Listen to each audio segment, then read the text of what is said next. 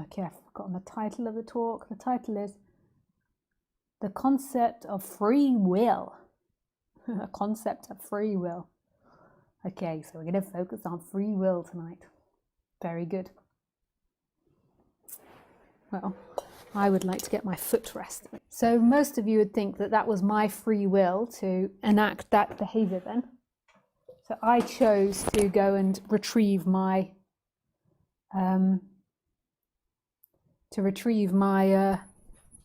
stool to put my feet on. So Lisa is a separate entity inside the body trying to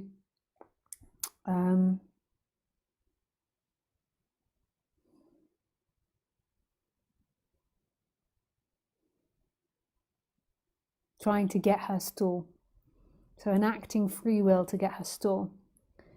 But the question is do we actually have free will? And that's actually a rhetorical question. It can't be answered. If I was pushed, I would say no, but that's only because people believe that they do. But really, like, the workings of this universe is totally mysterious. And no or yes are not really the answer. It's like way more intricately complex than that. But I would say no, because in the world of language and our way of speaking about things, I would say, how could anything be separate, acting independently? So we all have this concept that we're made up of particles.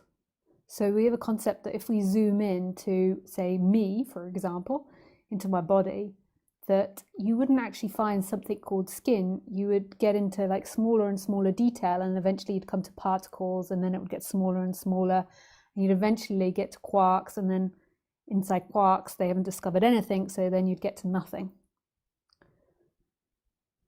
So we know that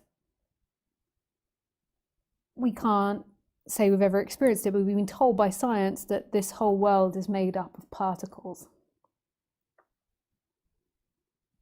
And then when we look deeper into these particles, there isn't anything inside of them, which is really mind-boggling.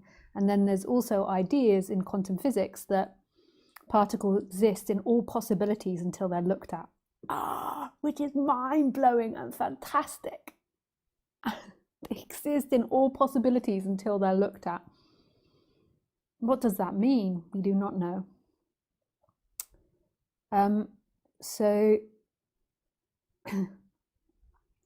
If we are all made up of particles, everything is made up of particles, these tiny, tiny, tiny, tiny, tiny, tiny, tiny things that we can't even see with our eye, and we're all made up of the same, then there isn't actually independent entities moving. Like, so what's moving my body is particles, but then actually, is it particles? Like, what moves the particles? We don't really know.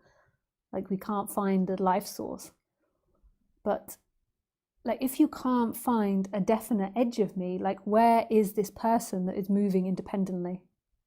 So that's one way of looking at it. Like, when you zoom into me, you can't find my edge. You can't find my start and my end. Like, scientists are even saying that they don't know what life and death is. They can't discover that. We have like brain dead, what we call brain dead, and the lungs stop moving, but they don't know what life and death is, like when they really zoom into it.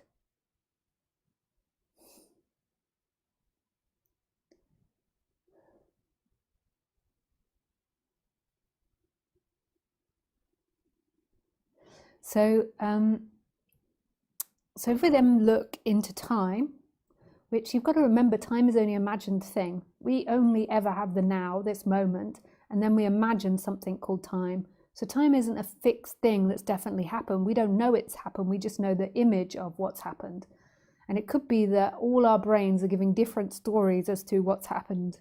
I mean, that's what they say. They say that when we have like heightened emotions, our brain only remembers something like 50% of what actually happened. So the heightened emotions like dilute it by 50%. It changes our memory of it. And we all know when we compare our memories to other people, there is some sort of like collective consensus. But when we really explore the details, we find out, oh, hang on, we remember it in different ways. There isn't actually a fixed past. If there was a fixed past, why hasn't a scientist discovered how to grab hold of that past and bring it to the future and be like, here is the past?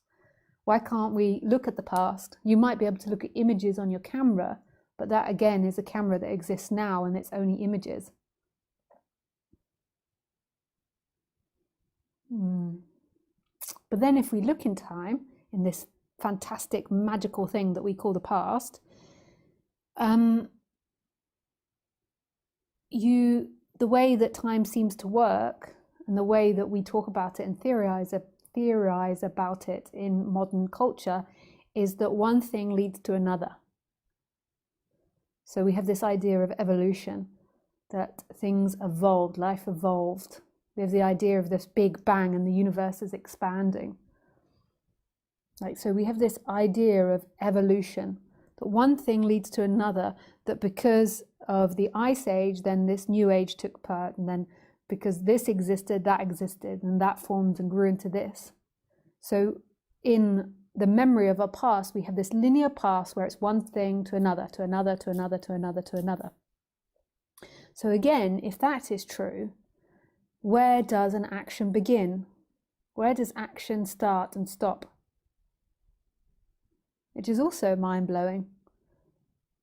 And it's also total forgiveness when you look at it like this. Like total forgiveness. Because when does an action start and stop?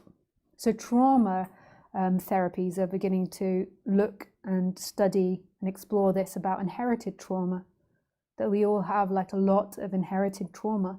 And if that's the case, which it seems to be, that things lead from one thing to the other, then it means that nobody's really responsible for their actions because they are a succession of many events and a possible occurrence and collection of these events that we couldn't possibly pull out and say this is yours and that's not yours.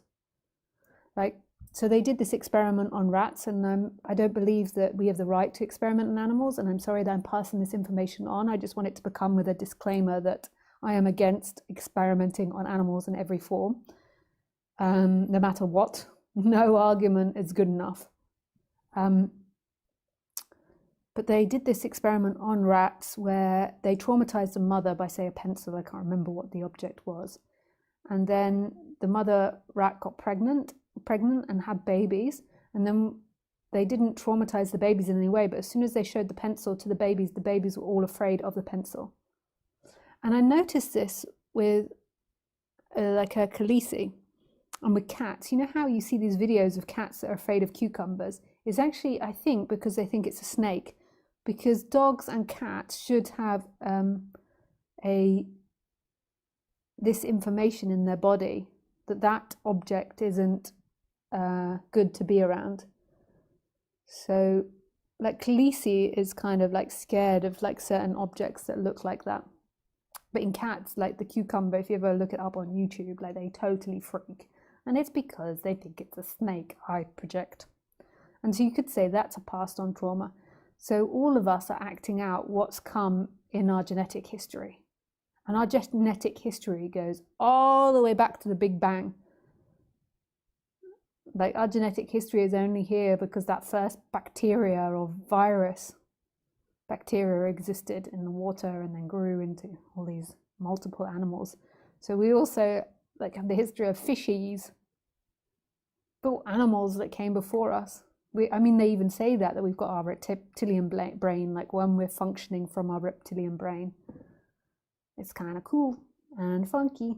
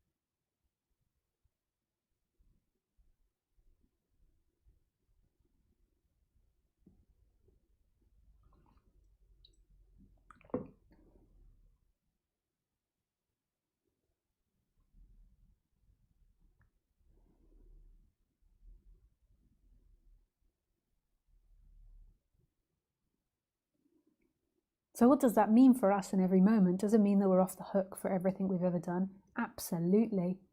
A lot of our suffering comes from what we should or shouldn't do.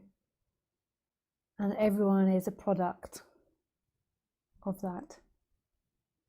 It doesn't mean that we don't punish people, because that's just the way that our society works. In my preferred society, it would be, rather than punishment, it would be like really supportive and non-shaming, and we'd call it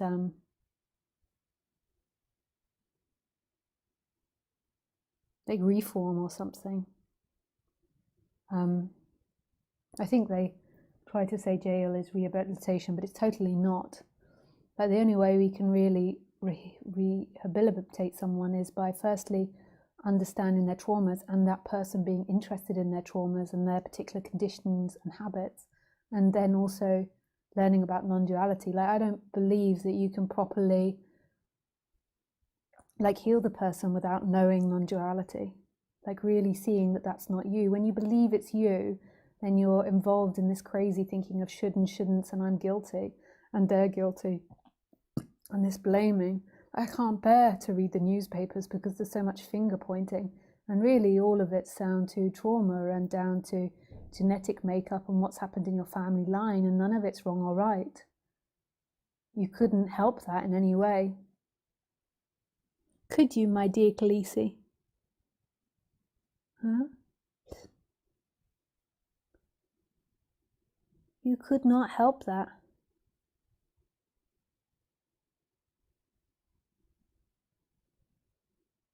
Like, parents are going to be bad parents only because that was the way they were raised, and then they'll pass it on to their children.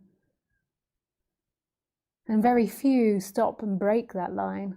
Like, most of the time people get fixated on blaming and pointing the fingers and being the better person and being the good person and being the superior person.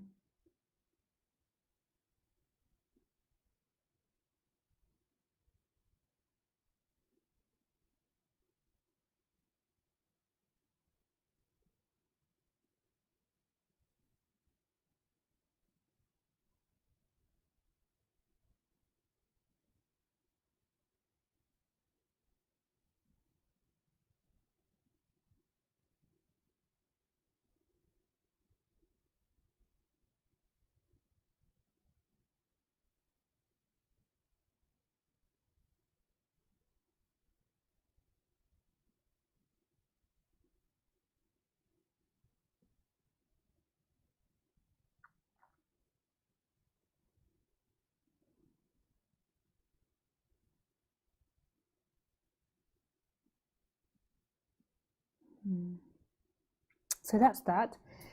And then we have the next perspective of consciousness and I am. So the thing that I find with the consciousness teaching and the I am teaching is that I love it, and it makes it so much easier to communicate. In the beginning, I used to communicate about there being no self and this is it and the beingness. Nothing and everything, which is a beautiful way to communicate, but this, I think, makes it easier. But then eventually there comes a point when you realize there is no consciousness and there is no I am. There is simply what is happening, which is what you are. But we start off with the consciousness part. So with the consciousness part, like, what is it in this moment that is creating action? Like, where is a thought and impulse coming from? So we've looked in time, so we could say that thought and that impulse comes from a parent timeline. So it comes through a pattern of that parent timeline. But what about in this moment? Where are your thoughts and impulses coming from?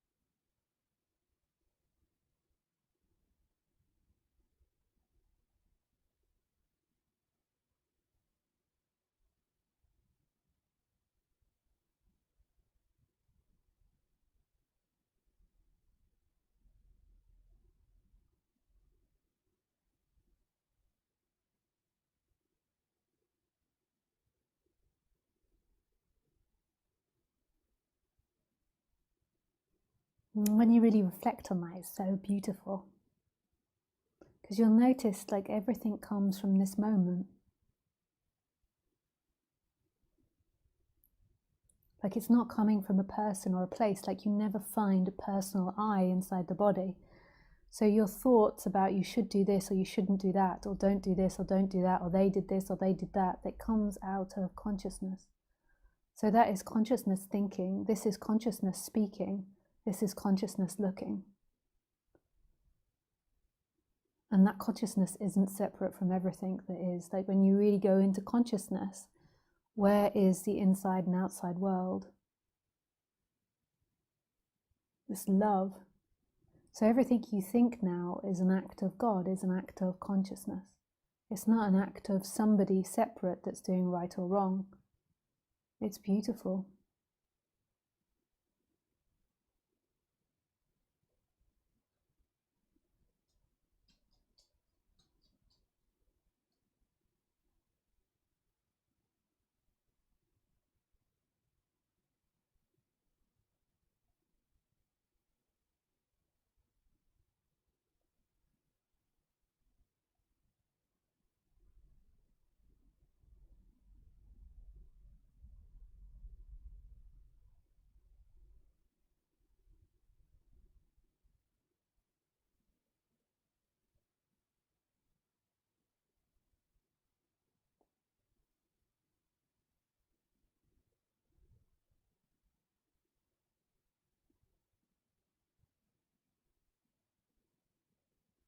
Yes, everything is that flow.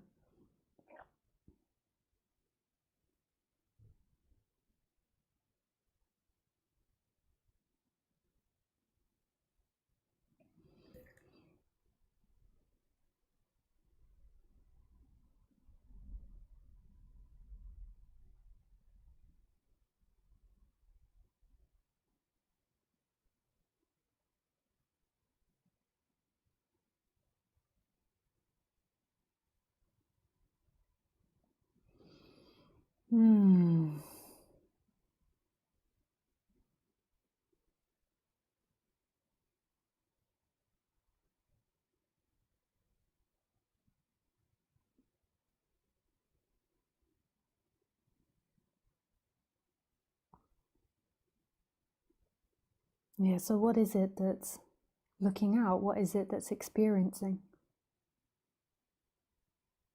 Like right now, who is it that's looking at me? So all your wants and your desires doesn't come from a you, you're not guilty of them. They're just a happening. The fears, the anxiety, you've got to be or not be. It's so beautiful. And the freedom is relaxing more into that. What happens when there's identification is there's this ego, which isn't necessarily a bad thing, but then there is this identification and this ego grows, which tries to take over the life and say, it's my life and I've got to direct my life. And it seeks to get freedom in time.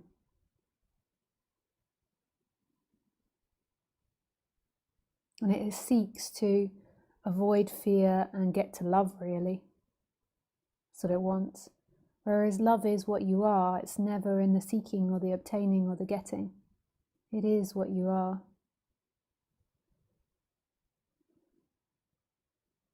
Yeah. Okay, let's do some questions. So, hello everybody. Remember when you're writing the questions and you want to call in, to have a specific question in mind. So it's not advisable to call in if you want to have a chat. If there were one-to-one sessions that you could book, then that would be the appropriate place. You can tell a little bit of your experience as long as it's related to a question. And try to be concise so that it's not really long-winded, because I know it feels really important, but that's more for a private session. Like more on the talks, it's better to keep it moving. Yeah.